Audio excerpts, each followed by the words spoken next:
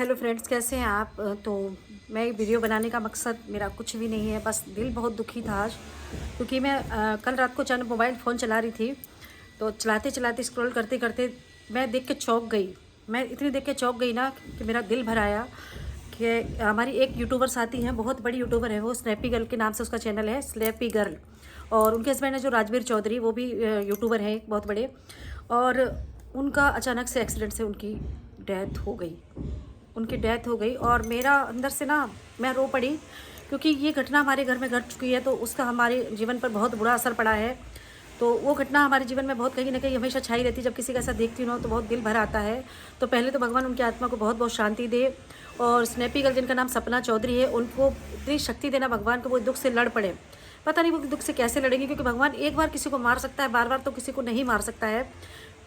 क्योंकि ये परिवार तब सुर्खियों में आया था, सपना चौधरी की ज़िंदगी तब सुर्खियों में आई थी, जो सपना चौधरी के जो हस्बैंड की पहले डेथ हो चुकी थी, पहले हस्बैंड की डेथ उनकी हो चुकी थी। और ये परिवार तभी सुर्खियों में आया था एकदम से, जब सपना चौधरी के जो ससुर है, राजवीर के जो पिताजी थे, उन्होंने अपनी बहू को सुख देने के लिए, कि ये सोचा था कि अगर कहीं और जाएगी तो कष्ट होगा जीवन में। एक छोटा सा 5 महीने की बेटी थी उनकी, मतलब सपना चौधरी की 5 महीने की बेटी थी। तब कोरोना काल में उनके पहले हस्बैंड की डेथ हो गई थी, और डेथ होने के बाद उनकी जो डेथ हुई थी तो वो पहले ही टूट चुकी थी। और उनके ससुर जी ने एक अच्छे बाप का फ़र्ज निभाते हुए, एक अच्छे ससुर का फ़र्ज निभाते हुए, अपने ही छोटे बेटे राजवीर से, देखिए मेरे रोंगटे खड़े हो रहे हैं, अपने ही छोटे बेटे राजवीर से सपना चौधरी की शादी करवा दी थी। और सोचा था कि बहू इसी घर में रहेगी तो सुखी रहेगी। और उनके जो बेटा था राजवीर, उसने भी अपनी भाभी को अपना लिया था, और शादी करके 1 साल हुआ था उनकी शादी को भी, और दोनों बहुत खुश थे। उनके वीडियो आप देख सकते हैं, स्नैपी गर्ल के जो चैनल है उनका, उस पर देख सकते हैं, दोनों बहुत खुश थे। और दूसरा उनका एक बेटा हुआ, पहले उनकी बेटी थी, वो उनकी अपनी लाइफ में बहुत खुश थे। और कहते हैं ना कि भगवान किसी को एक बार मार सकता है, बार बार नहीं। सपना चौधरी से पता नहीं भगवान की क्या दुश्मनी है, और आप उनके क्या कहेंगे मुझे नहीं पता, लेकिन मेरा वीडियो बनाने का मकसद सिर्फ कुछ भी ऐसा नहीं है, बस दिल भर आया और सोचा आप लोगों के साथ शेयर करूं कि सपना चौधरी को, मुझे कुछ नहीं पता कि इतना कष्ट भगवान किसी को कैसे दे सकता है। तो मुझे इतना दुख हुआ, अंदर से बहुत ज़्यादा दुखी थी मैं। और मैं पूजा करी तो मेरा पूजा में भी मन नहीं लगा, क्योंकि हमारे यहाँ भी 4 साल पहले हमारे जेठ जी की डेथ हो चुकी है। तो वो जवान थे, हमारे जेठानी को देखती हूँ, आज भी देखा होगा आपने मेरी जेठानी को।